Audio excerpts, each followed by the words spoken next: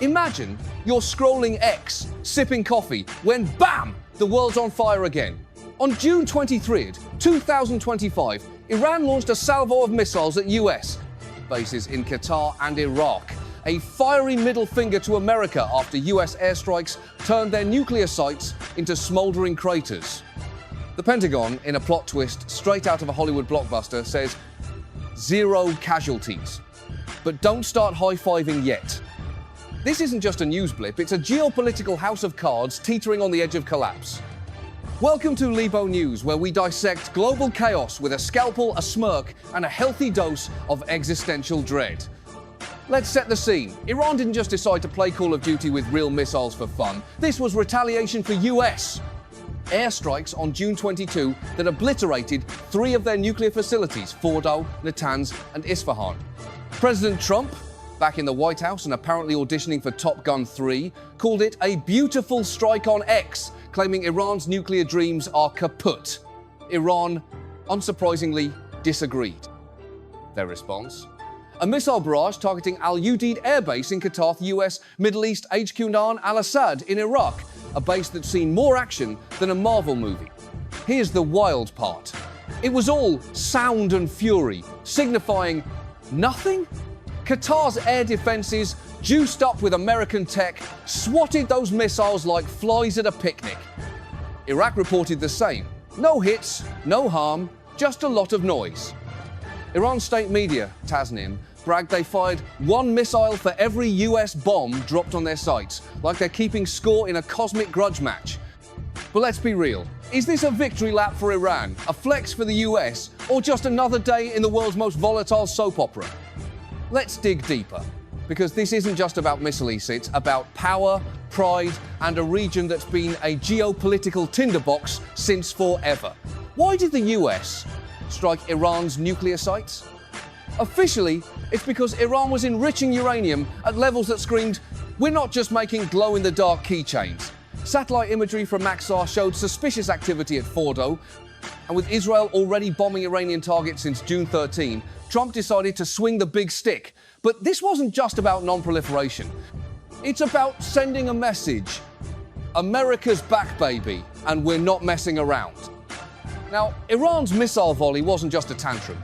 It was strategic.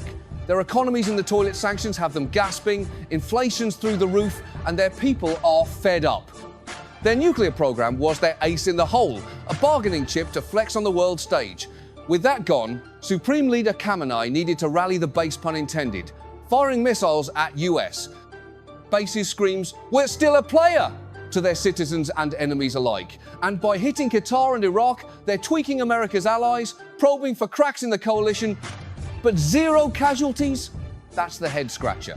It's either a testament to US Qatari defense systems or a sign Iran wasn't aiming to kill just to posture. Qatar's skies were locked down, flights grounded, and embassies evacuated faster than you can say duck and cover. Iran's foreign minister, meanwhile, was spotted schmoozing with Putin, hinting at a counterattack sequel. This isn't a resolution, it's a cliffhanger. Here's where it gets dicey. This could have been catastrophic. 1 missile sneaking through, 1 dead soldier, and we'd be talking troop surges, not tweets. X is a circus. Right now, users claiming Iran fired 20 missiles, or Qatar's burning, while others argue Trump's either a mastermind or a maniac. Spoiler, X isn't a primary source, folks. But it shows how fast fear and misinformation spread. The truth? We dodged a bullet, but the gun's still loaded. So, what's the big picture? This is brinkmanship on steroids. The US and Iran are like 2 boxers circling, throwing jabs, but not ready for the knockout, because nobody wants the prize. A regional war that could suck in Israel, Saudi Arabia, Russia, maybe even China. Iran can't afford it, their military's stretched, and their coffers are empty. The US doesn't want another Iraq War sequel, either voters are tired, and Congress would rather bicker than budget for it. So, we get this. Airstrikes, missiles, and a lot of chest thumping. But don't sleep on the stakes.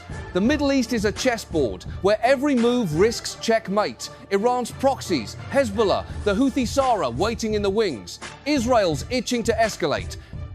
And with global powers picking sides, one misstep could turn this into a free-for-all. Plus, oil markets are jittery, and if the Gulf gets messier, say goodbye to cheap gas.